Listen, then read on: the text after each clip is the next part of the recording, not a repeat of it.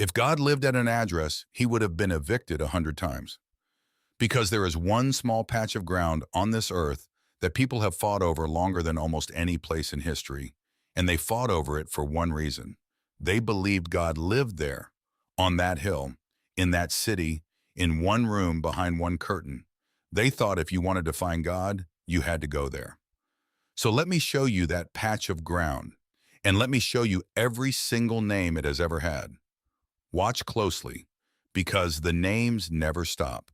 Start way, way back.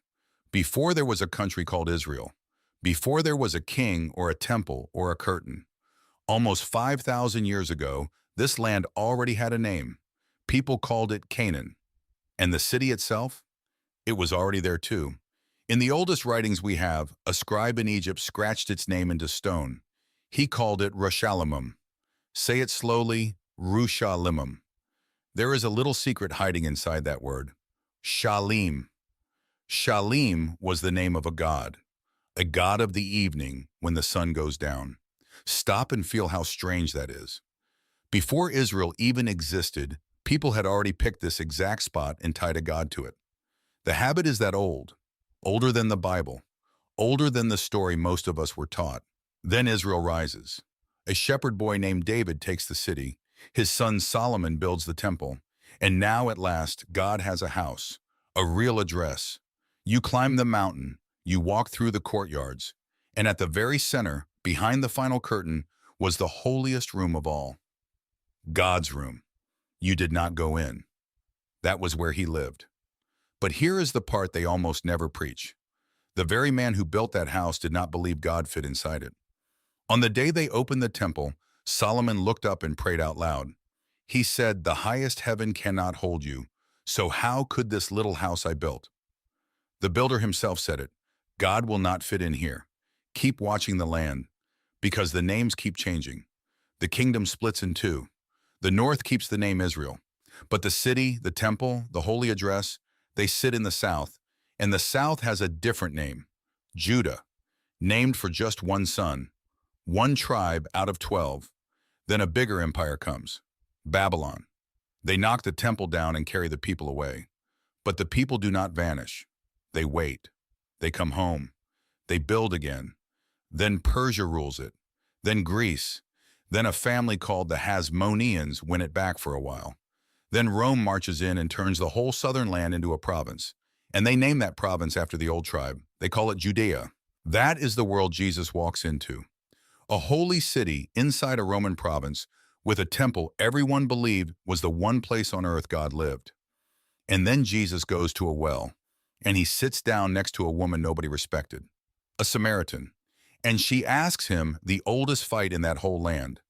She points one way and says, "My people worship God on this mountain. You people say the right mountain is in Jerusalem. So which one is it? Which hill is the real one?" And Jesus takes the whole map away. He tells her, "A time is coming when you will not worship the Father on this mountain or in Jerusalem. Not here, not there." He says God is spirit, and the people who worship him have to worship in spirit and in truth. Read that again. Not this hill, not that city. No location at all. Now stop and feel how big that was to say. Think about who he was saying it to.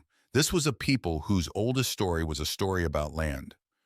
Their fathers had followed Moses out of Egypt and gotten lost in the desert for 40 years. 40 years of walking. 40 years of sand and thirst. All of it aimed at one thing. A promised land. A piece of ground God had sworn was theirs. Land was their hope. Land was their pain. Land was who they were. And Jesus looks at a daughter of that people and says the one thing nobody was ever supposed to say. It was never about the land. God is not on a map. Sit in that for a second. Feel how much he was asking them to let go of. And then he dies. And Matthew writes down one small thing that happened in that exact moment. The curtain in the temple, the one hanging in front of God's room, ripped. From the top all the way to the bottom. The door to God's private house was thrown wide open. There was nothing left to guard. There was no more inside. And the land, it just kept collecting names. Rome renamed it again. Syria Palestina. Then it carried one name, Palestine Philistine, unbroken across ruler after ruler after ruler. Islamic caliphs, Crusader kings, Ottoman sultans, the British, right down to today. Name after name after name after name. And every single one of those names was a human being drawing a border around God.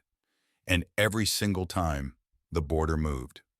The city changed hands, the flags came down and new flags went up. If God had really lived at that address, he would have been evicted 100 times over. And here's the part that should humble every one of us. Even after Jesus said it, the old habit did not die. It came right back. In everyone. Rome became Christian, and Christians decided there was such a thing as a holy land. They built holy cities. They marched off on holy wars to hold that same ground. The Crusaders killed for a piece of dirt they called sacred. That was us. We did it too. And later, Islam carried the very same habit, the habit of facing a place to pray. For about 16 months, the first Muslims prayed toward Jerusalem. Then the direction turned to Mecca, and it has faced Mecca ever since. Do not hear that as, look how wrong they are. Hear it as, look how deep this runs. Everybody keeps doing it. Every people, every faith keeps reaching for a spot on the ground and calling it God's home. That is exactly why what Jesus said was so radical. He was trying to break the oldest habit our whole species has. But God was never there to begin with. Not in the hill, not in the house, not in the name painted on the map. Jesus said it plainly at a well to a tired stranger. God is spirit. And that means the peace of God you have been searching for was never on any map. It was never in any city. It was the one already inside you. It always was. And here is the good news. His message did not disappear. They tore down the temple. Empires rose and fell. The map got painted over 100 times. And still, we are here. What Jesus said is still alive. It lives inside all of us, and it is never going away. No empire erased it. No temple held it. No line on a map ever caged it. So hear the whole thing, as plainly as it can be said. God is not on a map. There is no land, no temple, no house of God so precious that it is worth the life of even one of God's children to hold it. That is the truth Jesus died to show us. That is the journey we are on. Not to win a piece of ground. To keep clearing away the lie and keep telling the truth Jesus told. The truth that broke the oldest habit of all, the habit of locking God inside a place. So come walk with us. Let's keep telling it together.